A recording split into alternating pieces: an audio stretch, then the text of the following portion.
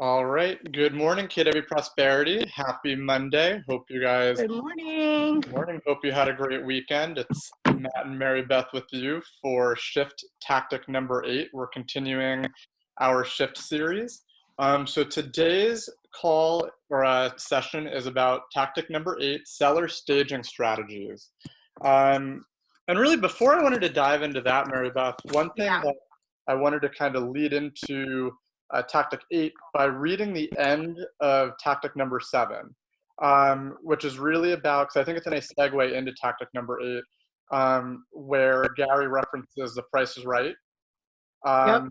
which The Price is Right is actually on TV right now, which I thought, 11 you know, o'clock. if only we scheduled our shift calls around them. But um, they he used the reference of the phrase "come on down," and ultimately that's what he's saying. Buyers are looking for the prices to come on down. So what Gary writes at the end here of chapter 7 is, everyone loves to be a pricing expert, but very few are. He writes, the wisdom here is to be purposeful in your conversations with sellers, providing them with the necessary data and engaging them in the process of pricing their house to sell. Just like on the game show, only the ones who get the price right will ever win. And so I think that really segues into tactic number 8, because part of the process of pricing a house right is also making sure that your house is staged properly and staged to sell. So I think that really segues right into this chapter. Well, yeah. And also, like we talked about last week, was we really broke it down to understanding condition and price in your new construction versus your foreclosed homes, and understanding how, like, for the same home with different condition, can it be on one side of a price opinion versus another. I mean, a lot of our agents that are watching have definitely had that experience where they thought the price was one thing, and then when they got to the home, for whatever reason, it could go either way, honestly, right? It could be that you were surprised with a huge extension off the back of a track home, or you could be surprised with walls taken down, which means you thought this was a 4-bedroom, and all of a sudden you get there and it's a 3-bedroom and a not desirable 3rd bedroom. So there's so many factors, but condition is ultimately one that hits the emotions and feelings of the buyer, right? Yep. So when you walk into a store, if there's a, I always say, in our lobby, right? In our lobby at Keller Williams Prosperity, Bill has an amazing sense of smell, and he brought, so when we walk into our front lobby area, there's this amazing smell, and it reminds you of a hotel down in South Beach, right? So it gives you that just relaxed feeling.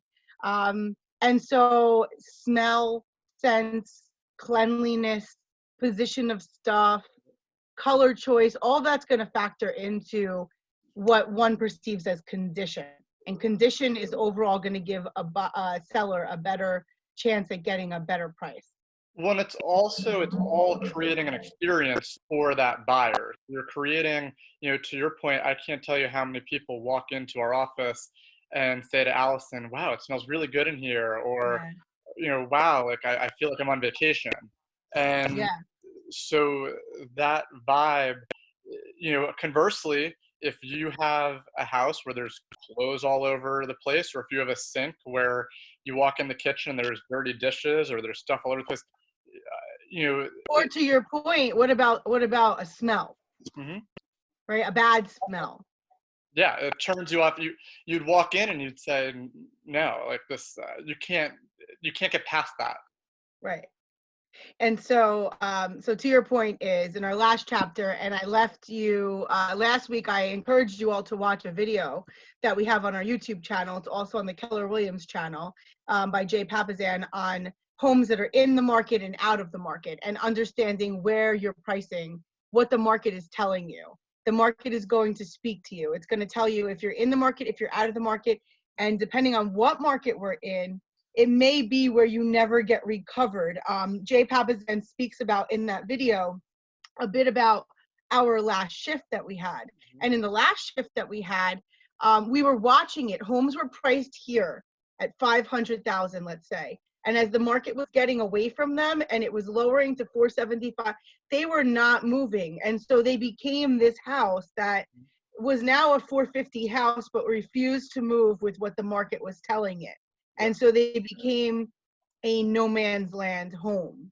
And when you have that, it's a very dangerous position to be in, because you're probably not going to get recaptured. In the market where the seller who priced at 500 and the market was really 475, and yet the market was going up and up and up and up, maybe on the next season, that seller who stayed firm at his 500 price when he really was a 450 and now is a 500, maybe he could get recaptured into the market if the market was continuing to go up, up, up.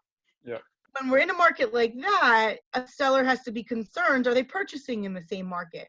And are they buying up? Because this is something in the last shift I was very in tune with, is that if you were a seller that was selling for 400,000 and you were going to take a 20% decline on your sale price, and you were buying the next house at 600,000 and you were going to take a 20% decline on that purchase also, if you do the math, 80,000 is less than 120,000 with that kind of spread. So it's depending on what market, you should be able to move a buyer or a seller to understand that they still can transact in whatever market. Well, and what I'm also hearing you say, Mary Beth, and they touch on this in this chapter, is if a seller is doing the right things in terms of staging, you know, we're going to get into some of the specifics on that. But when a seller does that, one of the things is going to happen. The house is going to become more valuable than the other comparable properties in that price range because it's staged better than the other house in that price range. Or the house gets moved into a higher price category because where it becomes the lowest price. So it might move up into a new category and be the lowest in that category and become more desirable to that group of buyers. Yeah, and we talked a bit about that also in seller positioning, in price points. That buyers typically, and agents as well, will look in the $25,000 price point. So if it's a 400 to 450 house and it falls in that, you know, imagine all the homes that come up when you look from 400 to 450. And a seller has to realize that a buyer and an agent, and this is where you have two different filters, is looking at that list of homes and saying, well, if you're on the bottom, Mr. 409, you should really be priced at 400 or 399. If you are at the bottom, you might be competing, your best competition, you might win first prize if you were in the $350,000 to $400,000 competition. Feel me? You might not be ready for the 4 to 450 competition right now. And by putting yourself in that league, you're actually hurting yourself because you're losing time on the market. And we know time is money. Yeah. No, I think that's great. And I think another thing, you know, I think you just hit on a lot of key points. One thing I do want to highlight on page 158, because I think it's important, was that they surveyed or they looked at more than 2,800 properties in 8 cities and found that staged homes on average sold in half the time that non-staged homes did. So while that isn't surprising, because obviously, like we were talking about, if you have a staged house where everything's neat and tidy and cleaned up versus a house that isn't, I think common sense would dictate that you would imagine that it will sell quicker. But if your seller is giving any pushback on like, oh, well, you know, I'm going to take my time on cleaning this out, or, you know, I don't want to pack stuff up and do that type of stuff to make it look more staged, use a stat like that and really encourage them to realize that if it's, you know, houses that are staged will sell in half the time. And that's critical in a shift. Absolutely. And I am not trying to sell my house. I just want to let everybody know that whatever chaos you see going on in these Zoom calls, we are not trying to sell. And the truth is, if I were to sell, I would probably have to rent a storage unit and empty everything out, because I know personally, when you walk into a room and it's open and there's not a lot of clutter, you feel like it's bigger. You just you feel like it's bigger. So people don't want to buy. I mean, I guess it would be depending on what they want. I would even say people don't want to buy a tiny home, because nowadays people want to buy a tiny home. Yeah. But to this point is, a lot of things can make a room look smaller than it is, and you want to make those rooms look as large as possible, giving the new buyer the cleanest canvas so they can imagine themselves. And sometimes you do have to place some things, which we're going to talk about some Well, staging, right? and correct. And I mean, as they say, their location, size, amenities, and condition are four things you're looking at when you're looking at comparables. Location and size, to your point, that can't change. Now, individual rooms you can declutter to make them look bigger and things like that, but the actual size of a house isn't going to change. Yet, amenities and condition are two things that you do have control over. And that's where, to your point, we're going to shift into really page 160, 161, and 162, where they talk about the 3P2F formula, which is plantings, paint, and let me say that again. Plantings, paint, and pictures, and then fixtures and furnishings. Those are the things that you need to look at when you're staging a property. Yes. And that makes a great point. Going back to what we usually open with, which we didn't, which is totally fine, but it kind of makes sense, is our quote from the Tactic 8, which is found on page 157, Thomas Edison: "Opportunity is missed by most people because it's dressed in overalls and it looks like work." So I encourage our sellers that may find this message, or I encourage our agents to really hone in on these kind of skills to influence the seller to do the work, because the opportunity in straightening up a bit, as to your last point, the opportunity in the plant, the paint, and the things we're going to discuss right now, the opportunity there is in the wallet of the seller. And so here's where we do have to remember things. If we've done a really great needs analysis and we understand that the motivation is not to get this done at the highest price, the number one thing is to get this done the fastest. We may have to adjust our strategy.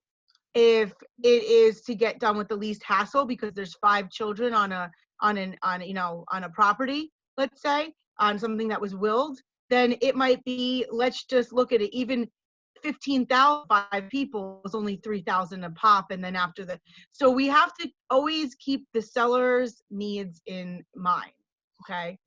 And so you don't want to push somebody to do something that they just don't have it in their means to do financially. Or sometimes we have some older sellers that if it's not possible to do it for them, it just might not be possible for them to go ahead and make these adjustments. And so then we will feel that elsewhere, sometimes in the price, sometimes in the length of time on the market.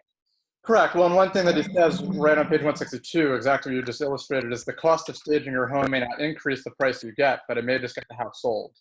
Sure. Absolutely. We've been in those markets also. We've been in markets where nothing is moving except for a staged, beautiful, almost brand new construction home. Well, so, and that would tell you, I'm sorry, but that would just tell you that where we're at is that the buyers are cash poor. They can get mortgages, but they might not have the money to go ahead and make the adjustments to the home, or where they're at in their lifestyle and income level. It's just not, they don't have the time to go ahead and make those adjustments. So they're looking for a brand new home. And so that's something else that we have to be talking about with our sellers to decide what part of the market are we in, and different areas in different counties and different towns. They all operate differently. They behave differently. You have to study the market. No, absolutely. And I really was just going to segue into the next section, which really the chapter is broken down into the importance of different levels of staging. So first and foremost, they say curb appeal is going to be, obviously the inside of the house is going to be important. Yet if somebody's driving by a property and looking at it, if the outside looks, if the lawn and the yard doesn't look good, if the, everything, to your point, doesn't look like it's, manicured correctly or polished, it's going to turn people off from even stepping inside the house. Because if the outside looks, as they write, if the outside looks kind of sketchy and kind of funky, then that probably means the inside is going to be kind of weird too. So I think, and it's important because when we look on like online, like on the MLS or on, the KW site at different listings, you can kind of look at pictures and get a gauge for like when you're looking at the pictures, buyers, that's gonna be the first impression of the house. If you go on our KW site, if you go on the MLS and a buyer's looking and the outside of the house looks awful, they're not even going to drive by the house. And as we've been kind of illustrating throughout this book, selling a house in a shift is going to be a lot harder than it would be not in a shifting market. So little details like the curb appeal or like the inside of the house is going to be critical right now. Absolutely. And that is the first impression. Most pictures are going to be the front of the house. If you go on our system, on KW, on our mobile apps, or even some other third-party sites, you'll notice that probably 80% of the first picture of the home is the exterior of the home. So yes, there are times where you want to show the backyard because it's a wow feature. Well, what does that say to me? That says to me that the backyard was a bigger wow than the front of the house. That's why I put backyard on. If I put a kitchen, it would say, well, the kitchen is the most fabulous part of the house, and that's probably why I'm choosing that as my first picture. And so sometimes we have to do that, except I would question, well, then what does the front of the house look like? And to that point is, if you're not keeping the house up from the outside, what are you not keeping up on the inside? And that is the story that is telling. Now, we've all been there that our front yard does not look, perfect, that we didn't put the flowers in, or when it didn't bloom yet, it looks a little bit sparse and kind of scary. There are little things that you can do to bring color in, but there definitely are some seasonal times. And if your intention is to sell the home at the best price for the least amount of hassle, then you too, Mr. Seller or Mrs. Seller, have to do a little bit of your job by giving us the best product to go ahead and market. Yeah. Well, and a great activity it points to on page 160. A picture is worth 1,000 words. A great activity is to sit with your sellers and go and show them some of their competition, some of the closest comparatives, and take a look at what their marketing looked like. Take a look at the pictures. Now, you may find some really amazing examples, and you may find some really damaging examples. And so I would make sure you're showing the seller the spectrum of all of that, so they can make the choice for how far they're going to take their staging. But I believe if you were to show them some pictures of homes that are out there in the market, they too would say, it's probably important that we get the house show ready and it looks a little better than it is right now. Yeah, I agree. And I think, so what are those things that we could be doing? Well, I was going to say, I think, so we're going to look at that. I also wanted to just highlight. Did you see our friend Shannon Aronson's got a little I did, actually. It's funny.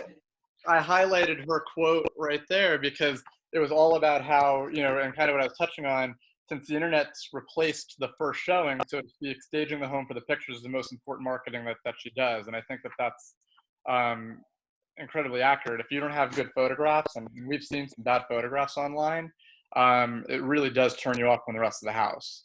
Well, and so let's be mindful, because the photographs in today's world, and especially in actually today, like this week, April 6th world, is you have to look, you're going to look at the photographs before you go see the house. Absolutely. If there's a time when you can go see the house, you're still going to look at the photographs. You're not going to say, well, Matt, take me to 10 homes, you pick whatever. I would, as the buyer, you're going to be doing your research. So you'll have seen these homes online. The whole point of the pictures is to get the appointment of the buyer into the house, because agent, that you can sell them on their needs once you get them to the property. If it's not for them, you can't sell them through a picture. If it's got the first level master bedroom and they ought to see this property because this is going to be the house they could stay in for the remainder of their life, then you might not have the opportunity in pictures to show them where that bedroom's located and why this is the perfect property for them. So understand that the pictures, the staging is to get the appointment. Yep. And yeah, to get the buyer in, and they highlight on page 163 really the breakdown in terms of the level of importance or the order of importance in terms of getting that buyer into the appointment. So number one is curb appeal, which we talked about. Number two, which we've touched on, is the entryway. Number three is the kitchen. So don't have dirty dishes all over the place. Number four. Well, and also remember what the new buyer, you also have to be mindful of who is your buyer. Is your buyer going to be a millennial? Is your buyer going to be the baby boomer that's retiring? Who is the buyer, and what functionality will they need that kitchen to be? In that there are rooms in our houses that we are using differently than what the next buyer is going to be using them for. Yeah. So in the staging mindset, the entryway, I just talked about how at Keller Williams Prosperity in Wayne, our entryway is amazing. There was a huge focus on smell, look, color. And so if you were to walk into the entryway of, I can name about 10 of our agents' households with multiple children under the age of 10, their entryway may not look like our entryway, which is very inviting, on a regular. So they're going to have to take a look and say, what kind of adjustments do I need to make during this time so that I do have a mud room? The kids can come in and kick off the shoes because we are still living here. And so with that, we have to be creative. And it may be, going through the garage, which is something that maybe we haven't been doing on a regular in our household. Yeah, no, I absolutely. Just trying to make them tactical, Matt. No, I think that's great. Tactical and practical. Tactical and practical. I like that. And I think, the one thing that I think we're realizing as we read through this book more and more, and I know you've read this book multiple times, but it's that how everything ties with each other. I mean, we talked a couple chapters ago about understanding the behavioral styles of different buyers, of different sellers, and really needing to understand that. So when you're talking about millennials versus baby boomers versus maybe people who are downsizers, maybe people who, need to sell their house because they lost their job, you have to understand who you're targeting and who you're going after. So I think more than anything, it's just how all of these tactics really, they build on one another, and you have to understand how someone thinks in order to get to where you are now. I just thought of something, like what a great idea, what a great activity to do. And I'm not saying you call your whole database and start surveying them, but I'm saying you take a section of your database and you say, okay, well, I'm gonna survey these 10 because these 10 fall in the same age group. They fall in the same lifestyle right now, lifetime. And I'm going to ask them what they would be looking for in an agent when they choose to sell their house. I'm going to be asking them what they would be looking for in their next house. What's the most important room to them? Would that be important for them to say? I'm just thinking that we could be doing so much data research on our database, on our people in our database, so that we could really, service them best. Yep. Customer service is not, equal. It's not the same experience for everyone. Yeah, so, now one an idea, guys. Yeah, no, I like that. And now one thing that I like that they touched on page 165, or I guess a question for both of us to kind of discuss is, he writes that since there is a cost to hiring a staging professional, most of the agents we interviewed recommended providing 1 or 2 hours of consultation as part of their listing package. So, I guess let's talk about that. Obviously most agents aren't stagers.